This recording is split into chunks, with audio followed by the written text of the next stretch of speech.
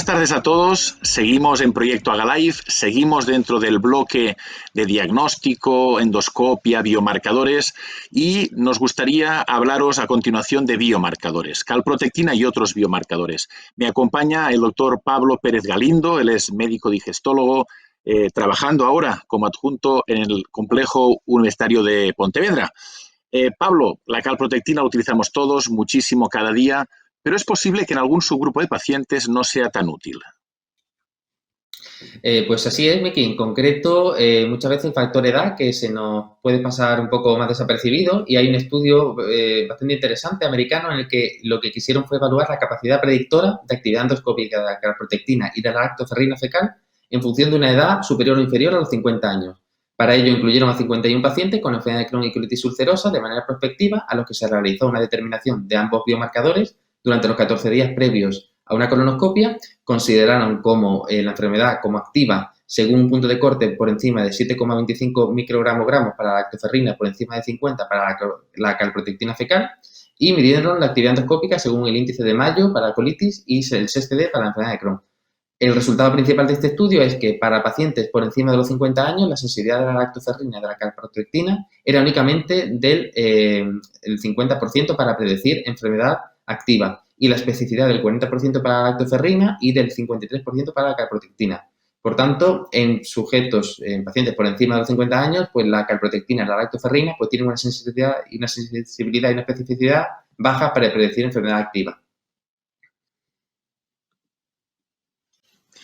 Pues muy interesante. Pero teníamos más trabajos, hemos seleccionado más trabajos de calprotectina en AGA 2020. Cuéntanos. Pues sí, este otro trabajo en concreto también fue bastante interesante. Se trata de un estudio prospectivo japonés de 74 pacientes con colitis ulcerosa que se encontraban en remisión clínica y con curación mucosa, a los que se realizó una colonoscopia de cribado en la que se tomaron además biopsias por segmentos y se estableció la actividad histológica mediante el índice de GBOES. Durante los 3 días previos a esta colonoscopia se realizó una determinación de calprotectina fecal y su valor se correlacionó con la actividad histológica midiéndose mediante este índice histológico de GBOES. Tras esta colonoscopia se realizó además un seguimiento posterior a 2 años hasta la recaída clínica o hasta la escalada terapéutica. Y estos autores lo que proponen es establecer un punto de corte óptimo de menor de 82,7 microgramos para la calprotectina fecal para predecir curación mucosa y curación histológica, y menor de 84,6 microgramos para predecir una revisión clínica prolongada. De manera global, ellos sí que dan una recomendación de una propuesta de un punto de corte menor de 82 como factor predictor de curación histológica y de remisión clínica prolongada. Muy bien.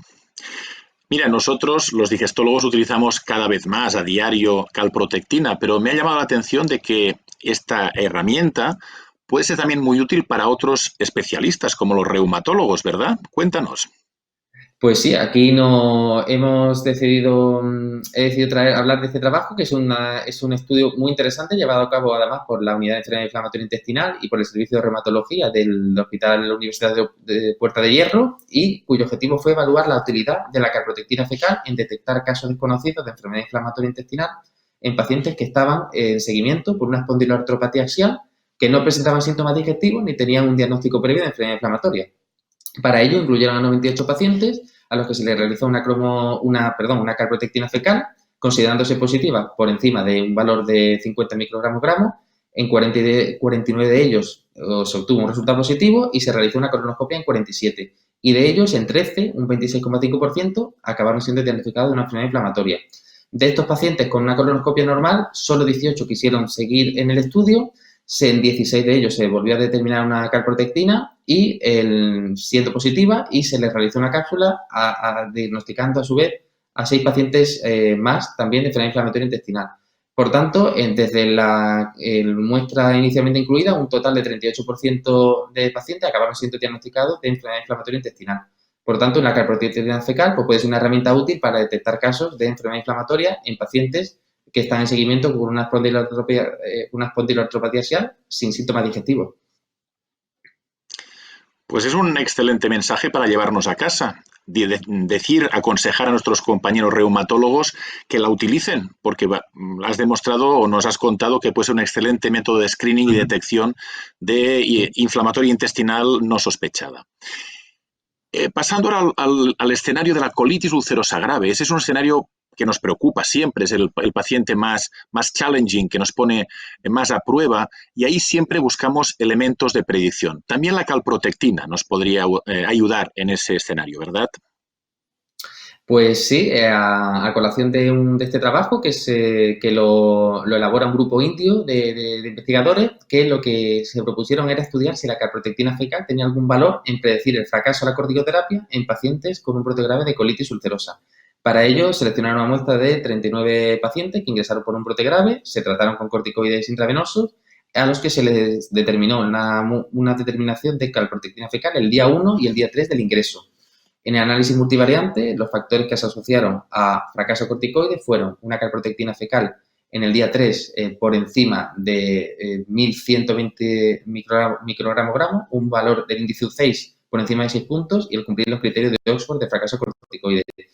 Y para un punto de la calprotectina en el día 3 por encima de los 1.120 se obtuvo un área bajo la curva de 0,87, una sensibilidad del 87% y una especificidad del 79%.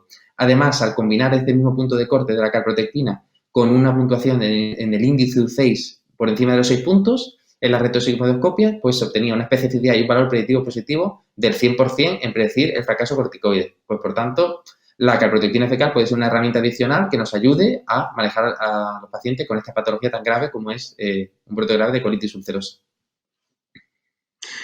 Realmente, los que somos más viejos y habíamos vivido la época pre-calprotectina, llega a ser hasta sorprendente hasta qué punto ahora ya no podemos vivir sin la calprotectina. Es una herramienta que utilizamos cada día casi en todos los pacientes. Un tipo de pacientes en el que no siempre es fácil distinguir patología funcional de patología orgánica o de actividad en la enfermedad de Crohn es cuando es localización ileal. No, es más difícil que, por ejemplo, en la proctitis ulcerosa, donde los síntomas son más obvios, ¿no? ¿Qué da de sí y qué aporta calprotectina ahí, en ese tipo de pacientes? Pues sí, esa fue la pregunta que se realizaron unos investigadores japoneses que lo que quisieron fue investigar qué correlación podía existir en una actividad inflamatoria en la enfermedad de Crohn en diversas localizaciones con diversos biomarcadores. En concreto, estudiaron la PCR ultrasensible, la calprotectina fecal y un nuevo biomarcador recientemente descubierto denominado alfa-2 glicoproteína ácida rica en leucina, que es una proteína que se mide en suero. Se recogió una muestra de 31 pacientes con enfermedad de Crohn de cualquier localización y se evaluó la actividad inflamatoria para cada paciente, ya sea con alguna prueba endoscópica, teniendo pues ya fuera una colonoscopia, una enteroscopia, una cápsula, o una prueba radiológica, que pudiera ser una ecografía intestinal o una resonancia, a criterio clínico según el médico responsable. Los resultados de este estudio fue que el biomarcador que mejor se asociaba a la actividad inflamatoria a nivel global en cualquier localización fue la PCR ultrasensible, pero en concreto la capacidad predictiva de actividad en el intestino delgado era aún mayor para la PCR ultrasensible que para la localización colónica. Pues creo que son estudios muy interesantes, no paramos de aprender cosas y te lo agradezco muchísimo, Pablo. Seguimos y vamos a seguir con más temas dentro de diagnóstico. No os perdáis los vídeos del proyecto Agalife.